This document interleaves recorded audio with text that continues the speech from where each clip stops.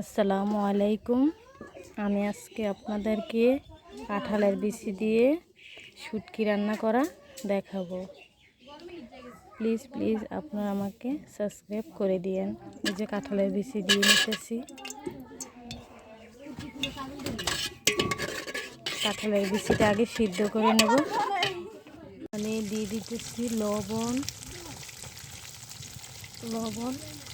হলুদের গুঁড়ো দিয়ে দিতেছি, মরিচের গুঁড়া দিচ্ছি, শুটকি, চাপা শুটকি, তারপর সব কিছু দিয়ে এখানে আমি দিয়ে দিতেছি লচ্ছই।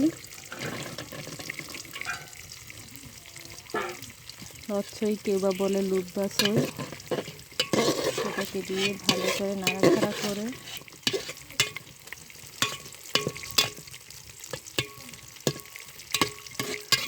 অনেক মজাদার খাবার। এখানে দিয়ে নিতেছি রসুন বাটা। যে পাতলা ঝোল শুটকি রান্না আমার হয়ে গেছে। এই যে দেখতে পাইতেছেন, অনেক সুন্দর। কিন্তু আপনারা চাইলে এভাবে ঝোল করে লচ্ছই, কাঁঠালের বিচি দিয়ে, ধনেপাতা দিয়ে, সব কিছু দিয়ে রান্না করতে পারেন।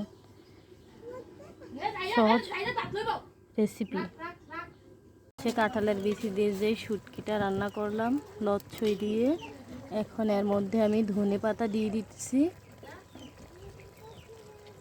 এর মধ্যে ধনেপাতা দিয়ে নাড়াচাড়া দিয়ে আমি এখন উঠিয়ে নেব।